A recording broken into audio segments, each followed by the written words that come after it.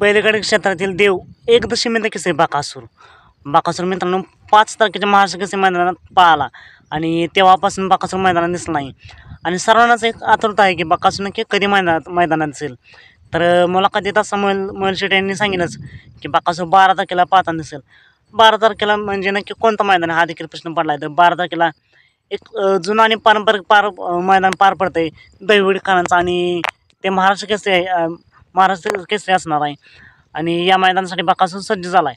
मित्रांनो बकासूर येणार म्हणल्या बकासूर पायरा कोण असेल हा देखील सर्वच बकासूर प्रेमींना एक आतुरता असते. बकासूर प्रेमींची इच्छा असते की बकासूर नेहमी एका टॉप पायऱ्यात दिसावा.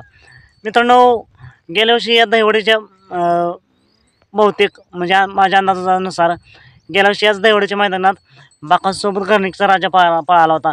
चटणी भाकरीचा पैलवान आपला लाडका घरणिकीचा राजा आणि यावर्षी देखील तोच पायरा असेल असे चर्चा चालू आहे. आणि जर राजा नसेल तर छत्रपती संभाजीनगरचा चिमण्या जो आता अमित भाटे यांनी खरेदी केला आहे 64 लाखाला असा चिमण्या हा एक असू शकतो. आणि जरी राजा नसेल चिमण्या नसेल तर बादशाह 50-50 हा असू शकतो अशी चर्चा चालू आहे.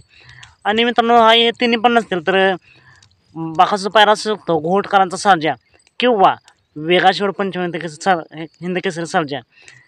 मित्रांनो यात दाट शक्यता चर्चा चालू आहे की 99.99% पायरा असू शकतो तो म्हणजे चटणी भाकरीचा पैलवान आपला घरणिकीचा राजा.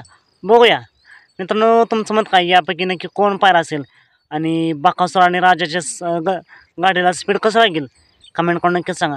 मित्रांनो याच मैदानात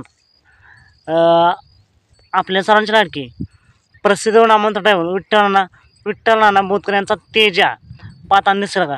तर नक्कीच मित्रांनो तेजा देखील या मैदानामध्ये पाहताना दिसेल कारण एक मोठं मैदान आहे आणि महाराष्ट्र केसरीचा मान म्हणल्यावर